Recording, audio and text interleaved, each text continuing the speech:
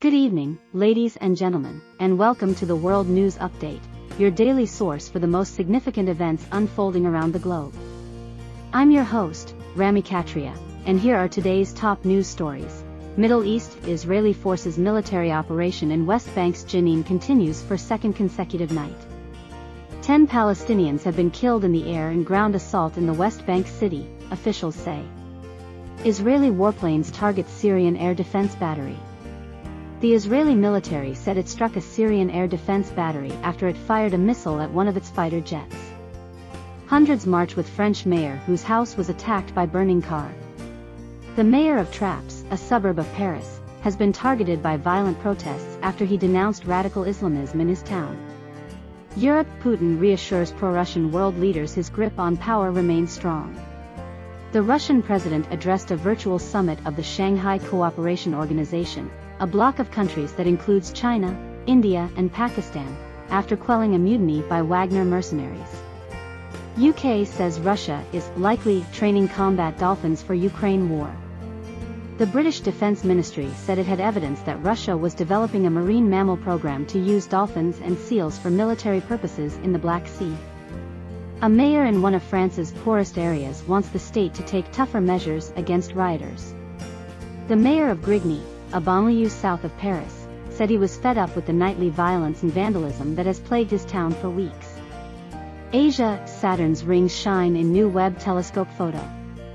The James Webb Space Telescope, which launched on Christmas Day, has captured its first image of Saturn and its rings, showing stunning details of the gas giant. You can never become a Westerner. China's top diplomat urges Japan and South Korea to align with Beijing and revitalize Asia. Wang Yi, China's foreign minister, said the three countries should work together to resist U.S. interference and promote regional integration. Hong Kong police condemned for issuing cash bounty for exiled democracy activists. Police have offered up to $130,000 for information leading to the arrest of 6 pro-democracy campaigners who fled the city after Beijing imposed a national security law. Africa: at least 13 children killed by suspected measles outbreak in Sudan's displacement camps, NGO says. Save the Children said more than 800 cases of measles have been reported in camps hosting people displaced by conflict in Darfur and South Kordofan states. Sierra Leone election observers flag statistical inconsistencies.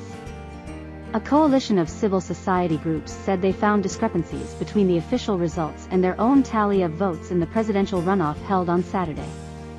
Pressure forced Senegal leader to bow out. Opposition. Opposition politicians have reacted to Senegal President Macky Sall's announcement that he will not be a candidate in the 2024 presidential election, saying it resulted from pressure from the people. Australia PM backs always winning team in Ashes Row. Scott Morrison has defended his decision to grant travel exemptions to England's cricket team amid criticism that he is favouring sports over stranded Australians. Instagram owner set to launch Twitter rival this week. Meta Platforms, formerly known as Facebook, is expected to unveil its new microblogging app called Threads on Wednesday, aiming to compete with Twitter's dominance in social media news and commentary. First professional female athlete diagnosed with degenerative brain disease CTE.